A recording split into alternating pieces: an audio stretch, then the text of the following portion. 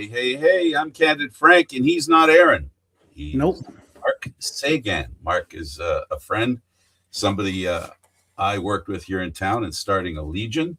Very proud of that. And he's a Montreal fan. Now, Montreal fans on this show, we don't see them that often. So he's kind of different.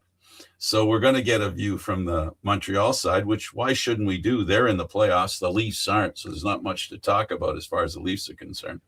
They're making a meal out of hiring a general manager, I think. That's about all we can say about the Leafs. So let's talk about the Montreal Canadiens. And they are a team obviously getting better. There's no doubt about that. And Mark, you must be very proud to be a Montreal fan.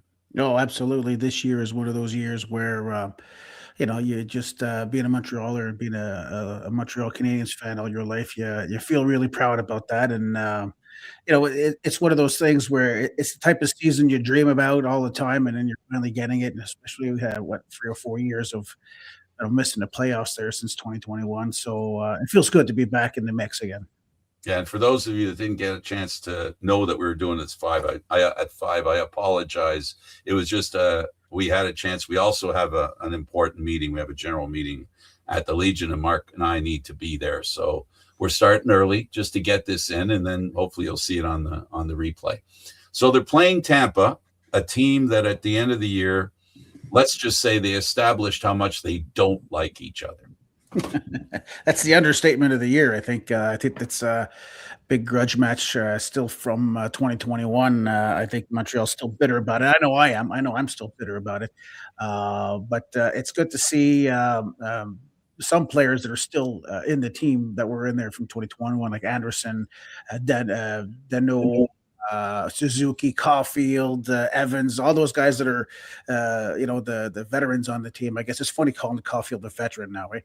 But veterans on the team, they have that memory of 2021, and you could tell they're playing with heart, trying to beat the one team that knocked them out of the playoff, out of the Stanley Cup Finals.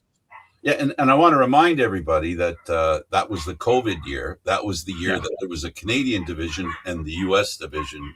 Other than that, right? Yeah. So Toronto was a favorite in that season, in that playoff, and Montreal did them in and went on to basically represent the Canadian side in the Stanley Cup final. And it was a bit of a surprise. I think if Montreal this year went to the Stanley Cup, it would be less of a surprise this year than it was back then. Yeah, absolutely. Like this year's team, I say, I've been saying all year that we're not going to win the cup because our reconstruction is not over yet. But the team, I think now is better than it was in 2021. I think we have a better team. Like in 2021, we really had Carey Price, and that was pretty much all we had. Wade Weber. But generally, we didn't have any 100-point players. We didn't have any 30-goal scorers. Really, we had this team is a much better, even though much younger team. I think it's a much better team than 2021. So I've been saying it all year that I think we're still a year or two away from the Stanley Cup winning kind of team because we're still missing a couple key pieces that are going to be moved in the offseason. Things, guys like Line A and stuff like that are probably going to get moved, and then we're going to get different assets at the same time as we're really grooming our kids down in the AHL and down in the juniors right now and in the college teams. So, I mean, for me, would it be great to get to the Stanley Cup final this year? Absolutely. I mean, I'll take it any day or any year of my life. But realistically, I feel that we're going to get past Tampa Bay, but I don't feel we're going to get past whoever's next. Like I've said it all year, we'll get past round one, but I don't think we'll get past round two. I don't think we've got the I don't think we got the grit. I think we need one or two more guys like Anderson on the team. Wait a second. What do you mean you don't got the grit? No. Are you watching the same hockey games I'm watching, Mark? No, it's just but you know what? It's people that are out of character doing that, like Slavkovsky, right? But Mark, that's the point I have for decades talked about the Leafs and their inability to stand up for themselves. Yeah. And Montreal is doing it right now. Tampa's the highest penalized team in the league.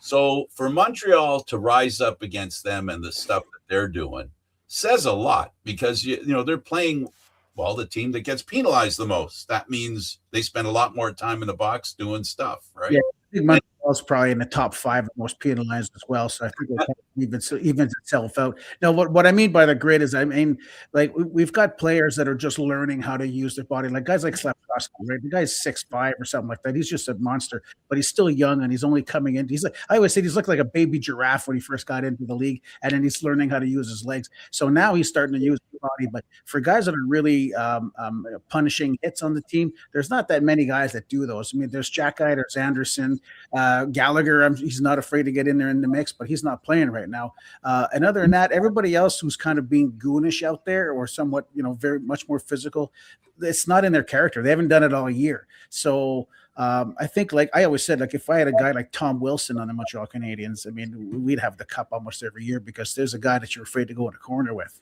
But nobody's afraid to go in a corner with Evans.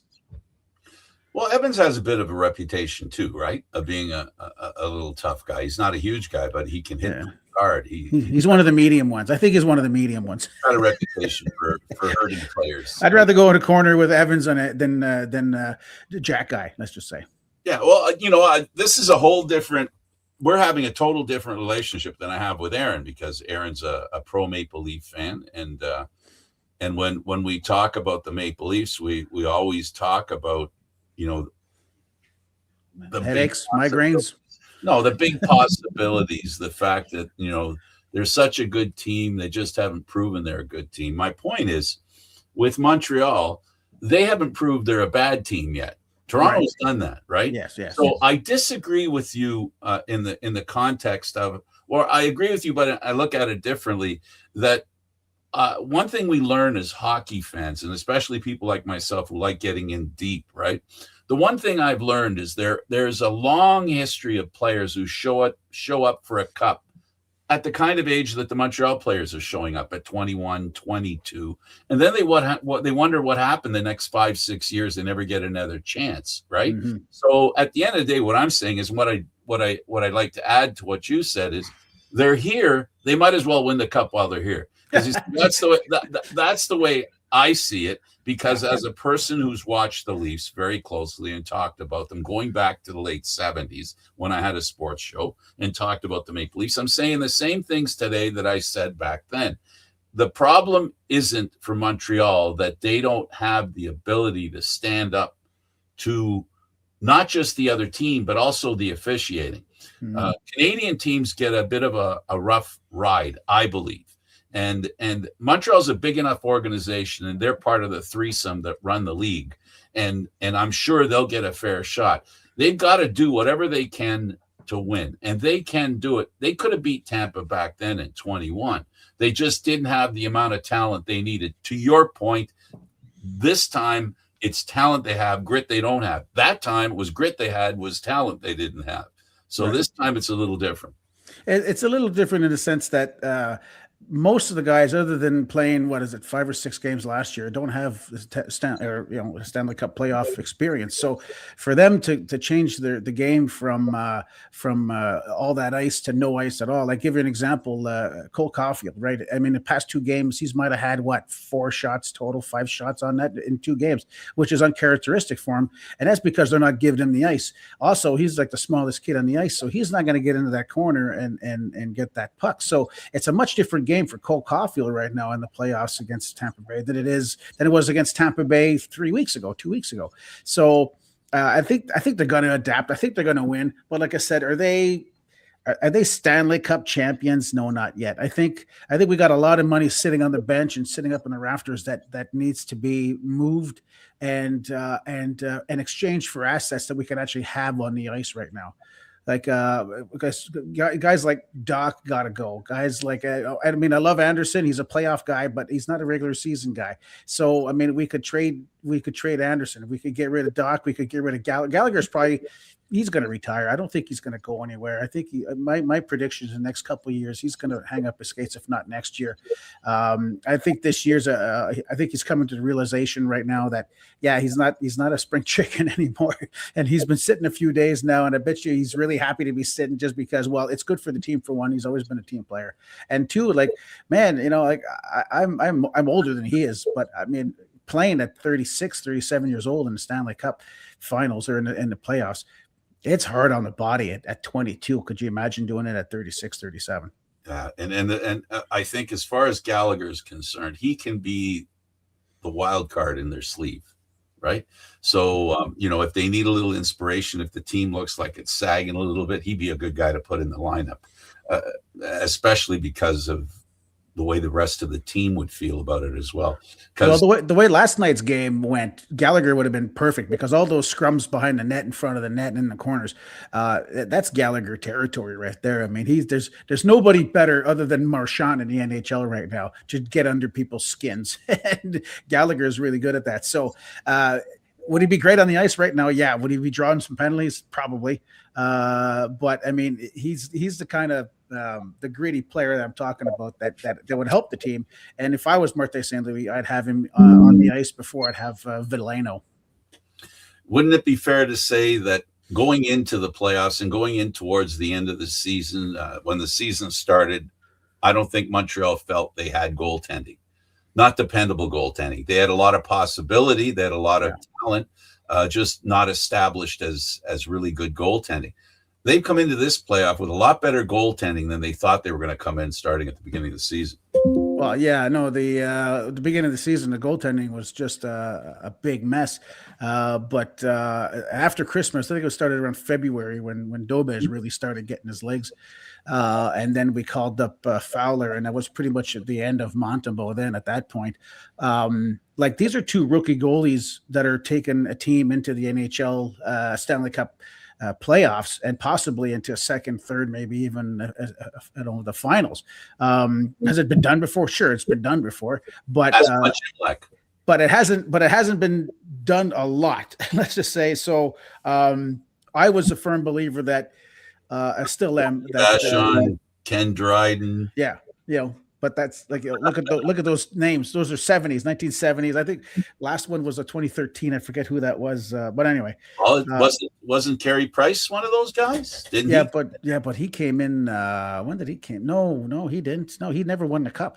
No, he never won the cup. But I mean, but he wasn't a rookie when. No, he wasn't a winner. No, I think Patrick Waugh. Was one of them. Patrick Waugh. That's who I was thinking. Yeah.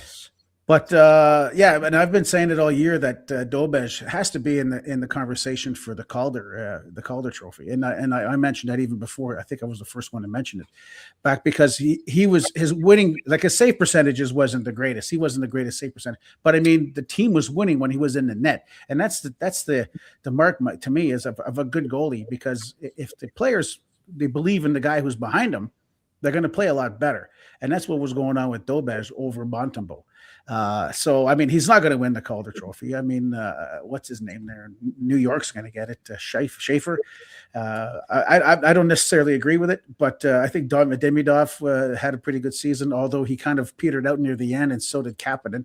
I don't know what happened with Kapanen in the past month. He just stopped scoring. Like he was a scoring machine in January, February, and in March, April, he just started slowing down.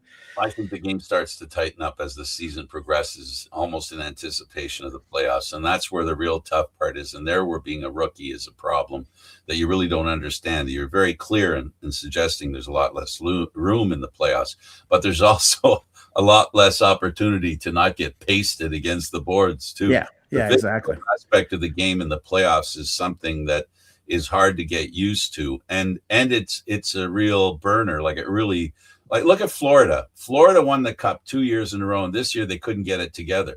Yeah. I think they were just burnt out from 2 very long playoff runs. Well, injuries, the injuries just killed Florida. Yeah, they're only human. So that's the one good thing about young players. I'm a firm believer that every team that wants to win a Stanley Cup, whether they're established or not, it's their young players and how well they play in the playoffs that makes the difference, because it's such a drag on. It's a dog eat dog time, and the physical health gets really attacked when it comes to the playoffs. Right. And this is when games like the last one we had, last two, when games go in overtime, you could tell that the kids have, well, except from the last night Montreal game, but you could tell it advantaged the younger team if it gets into second overtime, third overtime, because they'll just have younger lungs, fresher legs, or younger legs than, say, a more senior team like the Tampa Bay. But we really got, like, we didn't even show up for last night's overtime period. I mean, it was a 0-9 on the shots.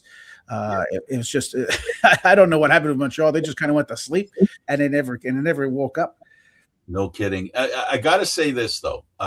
You've got to appreciate Slavkovsky's bravery, even though Hagel's smaller. Hagel has a big reputation for being a real. You want to talk about Gallagher? Hagel's a guy who's a high-end scorer and he's a real pest, and we could see an example of how much of a pest he could be. Yeah, he got Slavkovsky, and Slavkovsky got back up. But I like the fact that he stood up for himself, and this is something for the Leaf fans that watch this show all the time. This is the kind of stuff I keep talking about. If you want to win the cup, if you want to win in the playoffs, you can't worry about losing a fight or losing a battle physically. You got to enter into it, because if you don't defend yourself or be proactive, you're not going to win anything. You got to be able to take the physical abuse. And I got to tell you, Mark, that's the biggest thing that I've seen with Montreal since about the middle of last year. I saw an attitude with that team as far as physicality goes. And that's a key component in my heart to believe that you can win in the National Hockey League. Yeah, well, Montreal looks like, and it's just the past couple of years, like they look like they're having fun. Like they look like, if you see them in the dressing room, you see them off the ice, you see them on the ice.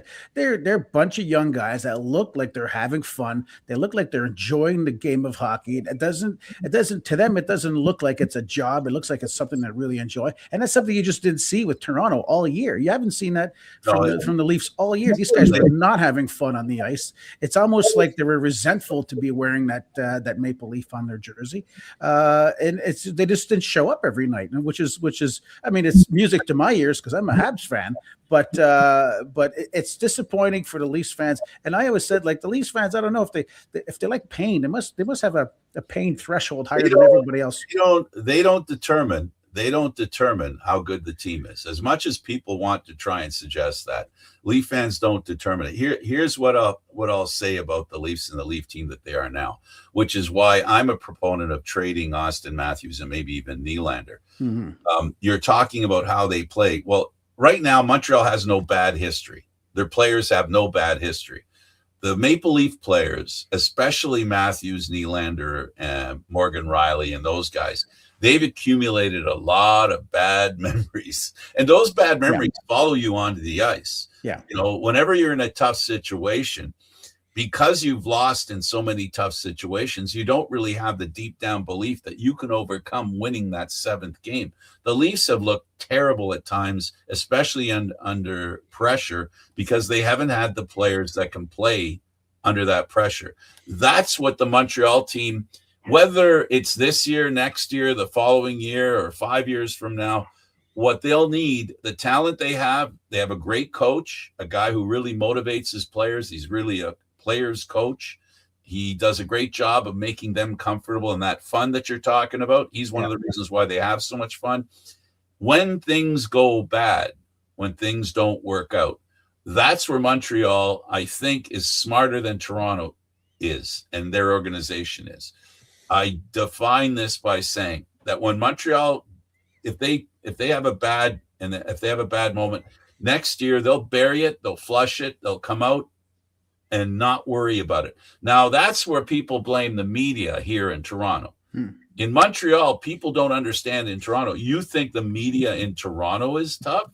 They've never met the Montreal media. There's nothing to accept, and the fans too. It's unacceptable to not win the cup. Now, I admit, for us Canadians, it's been 23 or 24 years since we won a cup. You got more than that, yeah. 93, right? 90. So we have a lot of reason to think we can't win as Canadians, and Montreal can overcome that. Everybody talks about when you go to watch a game in Montreal, there's nothing like it in the stadium, in the arena. all that kind of stuff. So the glory is waiting for Montreal. And I don't think that organization will let the frustration get in, and they'll make the moves that they need to make. So those questions that you have about not being there yet, this team has at least they're in the playoffs. They're playing Tampa. Yeah. Pretty good team, pretty good playoff team. And they're two games that have gone to overtime. Mark, either of those teams could be ahead 2-0. Yeah. Yeah, absolutely. So we'll see what they do in the next game. Yeah, and I said I bought into the rebuild. I mean, I drank the Kool-Aid when Kent Hughes says this is going to be a process that's going to take a few years, and let's not rush it. We don't need to rush it. That's why I wasn't really upset when Montreal didn't make any moves at the trade deadline. It's just because there wasn't anything there worth buying for what people were asking. Because I know there was a bunch of questions going around and knives being exchanged and everything like that. It's just Montreal was just turning around and saying, listen, we don't need it. We don't need it right now because we're not necessarily making a push for the finals this year. It'd be great if we could get there, but we're not making that push. They've got a plan in their head that 2 years from now they're going to be a cup contender, maybe even next year soon, depending on what moves they make this summer. And listen, you heard it here from me first, because I've been saying this all year. Connor McDavid is going to be a Montreal Canadian next year at the trade deadline, and I say that because, especially if Edmonton doesn't get past the first round. And I say because he wants to be a Montreal Canadian. Now Connor McDavid wants a cup more than he likes money. Okay, that's what he did when he put Edmonton on waivers, pretty much saying, like, unnoticed, saying, listen, I'm only giving you a 2-year contract because if we don't get a cup, if we don't have another chance, I want to go somewhere where he's got a chance. 2 years from now, Montreal is going to be that team. So next year, he's starting his first year of his second contract next year. So it means that at the trade deadline, he'll be tradable. So if Edmonton doesn't make the second round this year, and let's say they just tank next year and they're barely, they're not even going to make the playoffs, or they're just not the team they were, I guarantee you anything that Connor McDavid's going to turn around and say, I want to go to Montreal, and Montreal will give him almost whatever they want, except minus giving him Caulfield, but they'll give him a bunch of picks, because at this point, like, he's not getting any younger. Don't forget, Connor McDavid's not getting any younger. So my opinion is he's going to want to go and get himself another chance at a cup before he retires, because he doesn't want to be retire and be known as the best player in the world to have never won a Stanley Cup. Yeah, no kidding. Marcel Dion's in that list. Yeah, and he was one of the best in his time. One exactly. of the best scorers ever. So yeah, that's the kind of stuff they want to try and avoid. Hey, listen, let's move on a little bit. I know you're a diehard Montreal fan, but I do know you have a little bit of understanding and interest in the two other Canadian teams that are playing. And firstly and mostly Ottawa and Carolina. Ottawa doesn't look bad, but they definitely don't look good enough against Carolina. Well, look, Carolina, they're just a powerhouse of a team. Ottawa is a very streaky team. Like, if Ottawa was on a hot streak, they'd be winning right now. But Ottawa all year has been an up and down kind of team, and right now they seem to be somewhat of a little bit of a down. It doesn't mean that next game they're not going to get back on their up and maybe win 2 more. They're going to be home. They're going to be at home. So you always have that. The Sens are not hitting as much as Carolina's not a hitting. Well, in my mind, I don't think of them as a hitting team. I think of Ottawa as a hitting team, but they're being out hit. And Ottawa's been a very good defensive team. That's done well for them. Yeah. But just like Montreal, in the playoffs and like other teams, sometimes it's really hard for your stars that normally score to score. But they got to figure out a way if they want to beat Carolina. That's the thing about the Ottawa Carolina series. Yeah. You're just not seeing the big names really scoring or performing a lot. You're seeing a lot of the third and fourth line playing better than the first and second line. I got Ottawa winning in my Stanley Cup NHL bracket just because I was like, okay, this is going to be my Eastern long shot. I'm going to get Ottawa to beat Carolina, and right now they're not doing me any favors in my bracket. But it's a long series. It's 7 games. It's only 2. They could easily bounce back. If Tkachuk gets on, Tkachuk's a big guy. He's not going to get tossed around too much. So he's able to get in front of the net. He's able to get into the corners. He's not afraid of anybody in the NHL. And so if he starts getting hot, watch out. And if Ottawa can figure out their game and they're in the other division. So if they win out in their division, they play Montreal. If Montreal wins out in their original division, right, they would in the finals. Yeah. So what I've got in the Eastern Conference Finals, I got Ottawa and Montreal playing together because in my bracket I had Montreal winning the Stanley Cup, even though I don't believe they're going to make it all the way. But I've got it as Ottawa getting ahead of, and I've got the Flyers winning. So I've got Ottawa getting ahead of Carolina, and then I got them beating the Flyers, and then an all-Canadian Eastern Conference final. That's my bracket. That's what my bracket says anyway. But and then on the other side, we'll Ottawa to win. We've established what they have to do. What does Edmonton have to do to win? I get, they're playing a team that's not very experienced in the playoffs, a very young team. Yeah. And the Oilers have won the first game. They're going to play at 10 o'clock tonight, our time. Those late games. Important for Edmonton to win that game to establish control in this series, I think. That's the key players just have to do what they do. McDavid's got to be McDavid. Draisaitl's got to be Draisaitl. Hyman's got to be Hyman. It's just like these guys have to be who they are. Because if these guys don't show up, I always say that Edmonton doesn't have that much depth on their third or fourth line. Everybody's like in the first and second line. So but they got to get the goaltending too. That's the thing that they've struggled with over the past few years is goaltending. Yeah, absolutely. It's amazing how Montreal has that's just coming out the wazoo. Good for Edmonton. So Edmonton, if they can win, then maybe they make it out of there, and we see an all-Canadian final, Montreal and Edmonton. That would be a really interesting final when one looks at it from a historical perspective. Yeah, you know what? That'd be the dream, the Edmonton Montreal final. But I don't have that in my bracket. I got Colorado going all the way, just because. Colorado ended up with 114 points or 116. I don't think anybody in the Western Conference could beat Colorado right now. The way they looked in that game, they looked like they were in trouble a little bit, but then they won the game in overtime. For me, Edmonton can do it. Just because of the two guys they got. Draisaitl back from an injury, give him some time. Right now he's working on adrenaline, and he's going to have to get to play the game a little more to be in shape and or mentally prepared to play in the playoffs. So I want to see. I'm a bald-faced Canadian supporter. It doesn't matter if the team's in Canada. I want them to win. Then the only time it becomes a concern for me and a tough choice is if Ottawa and Montreal end up in the Eastern final. Then it's a toss-up. Then I know one of them's going to make it. So yeah, I'd like to see that. That'd be great to see Edmonton. Really, of all the players in the National Hockey League that I want to see win a Stanley Cup, there's nobody more than McDavid I want to see win a Stanley Cup. Yeah, storyline-wise, right? And deservedly so. Like you said at the top, this is a guy that it's not about money, it's about winning. Mm-hmm. And he doesn't just say it. We got a lot of people like Matthews, Marner here in Toronto. Oh, I want to be a Maple Leaf. I want to win a cup. I want to do whatever it is to win a cup. But you're going to pay me more money than I deserve. Okay. Yeah. I'll drain your bank account so you can't get any other players. But I'll give you a cup. Yeah. Exactly. That's the other thing, that it's going to get tougher. It's going to get tougher for Montreal.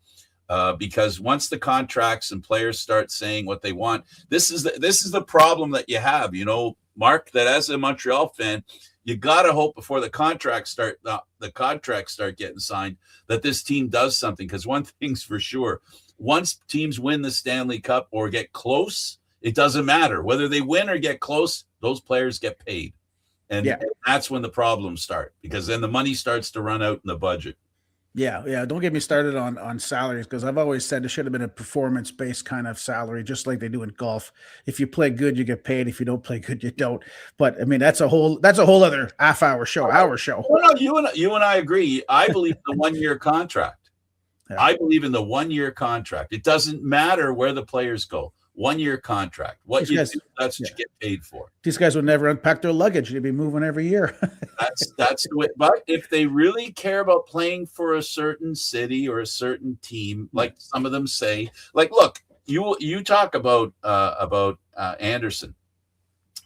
He's a Montreal fan from the West, big Montreal fan, they showed Tavares here, Toronto, as a young boy sleeping in maple leaf bed sheets. Yeah. Anderson did the same thing as a kid. He wanted to be a Montreal Canadian. So I don't know if I'd get rid of a guy like that, but I leave you as the Montreal expert here to make those kinds of decisions. Yeah, I don't know. It's just like I think he's getting old. I think Gallagher, Anderson, those guys, they're just getting old, and they're like I said, Anderson. I love Anderson because Anderson's playing the same way he did in 2021 playoffs cup run right now. Scary. He was really good. He scored a lot of key goals. He was there when you needed him in 2021, and then he kind of disappeared the past 3 years. But now he's coming back. The past 2 games, he's been a monster. He's got 2 goals, and he's just doing what Anderson does. So.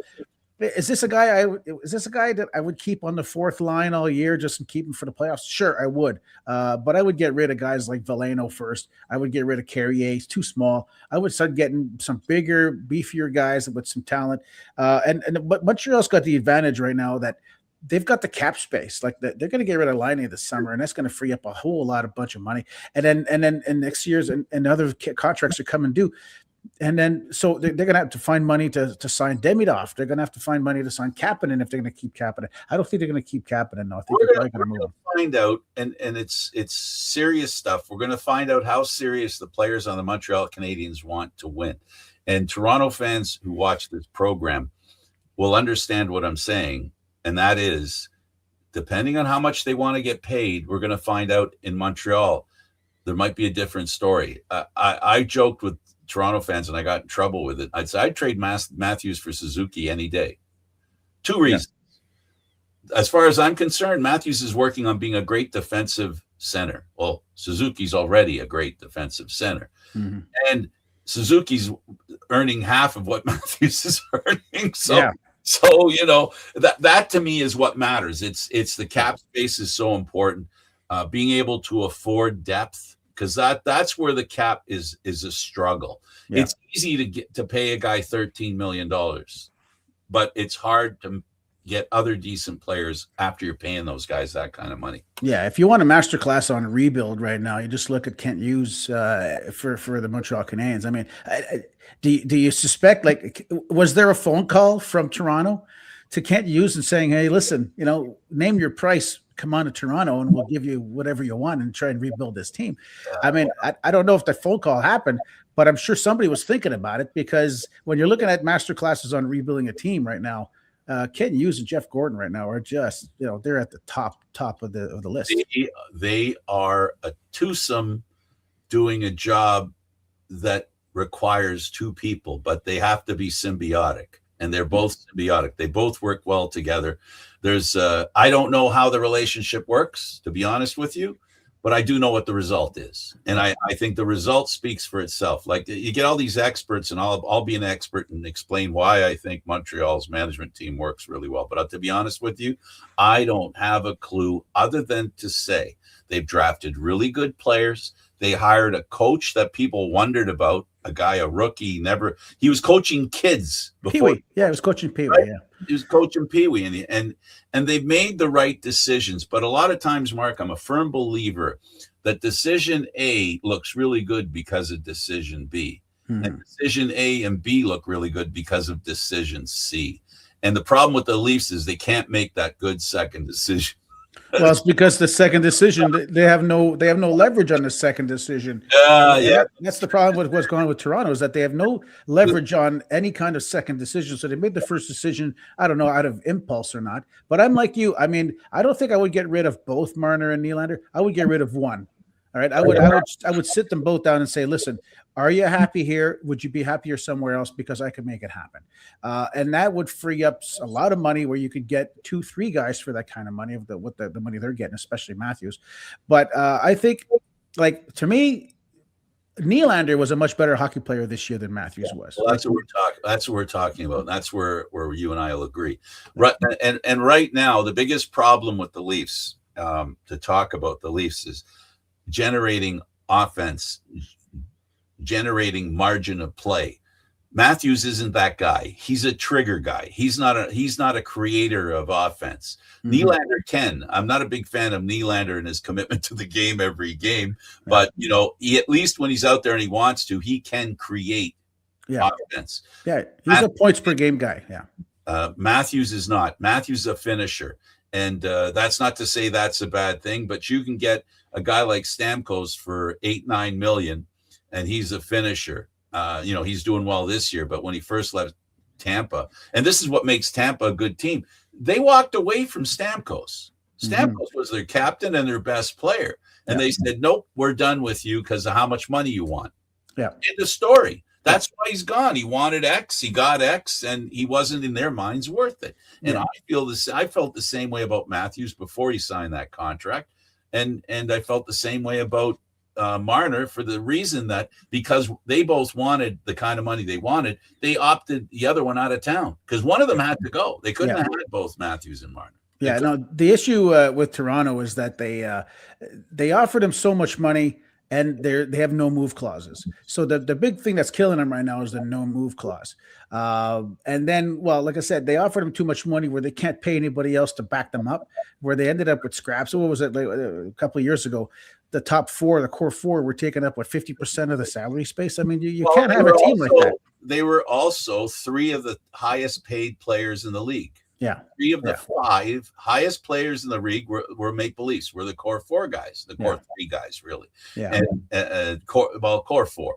But anyway, that's the problem. When you're paying that much money, you're not paying it anywhere else. And anywhere else can be really important, especially at this time of the year. Yeah. And this is something Montreal kind of shined on, is that they convinced their players to sign for, say, smaller amounts, like say $8-9 million range in long term.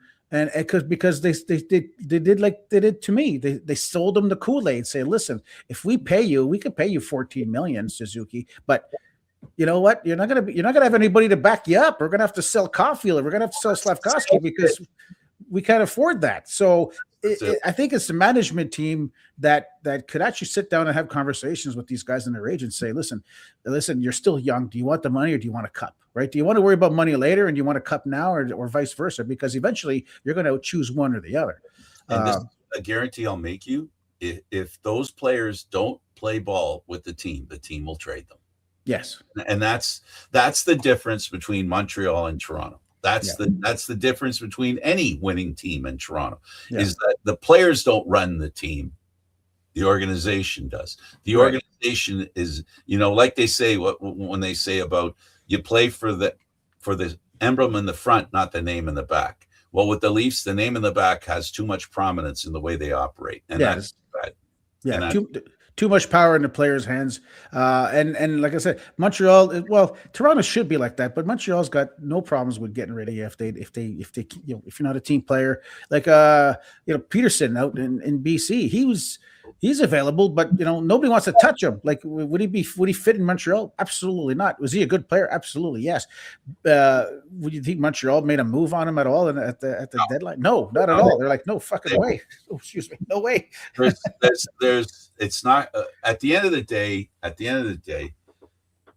when you have an understanding of the game of hockey, when you understand the game of hockey, there are moves you don't make. And that I believe, it remains to be seen. Will Montreal make those moves that, if you understand hockey at all, you don't make? Will they make one of those moves? We watched the Leafs make the same bad move over and over and over again. The core four problem was they had a weak foundation, or they were missing parts, and they tried building the foundation up with guys they brought in, when the guys who should be the foundation, Marner, Matthews, Tavares, and Nylander, they all look the same. They're all the same player. They're offense only. That's all they are. They're offense only. They're not players that play well in the playoffs because they lack the backbone. And when you have your 50% of your salary taken up by guys who don't know how to play aren't willing to play the way you have to in the playoffs, the result is predictable. It's not a surprise. Yeah. Toronto now needs in my opinion, they need a rebuild, not a retool, because the rebuild they did, and they started, back in 2014, 2015, they started this rebuild. Listen, this is 10, 11 years later. It didn't work.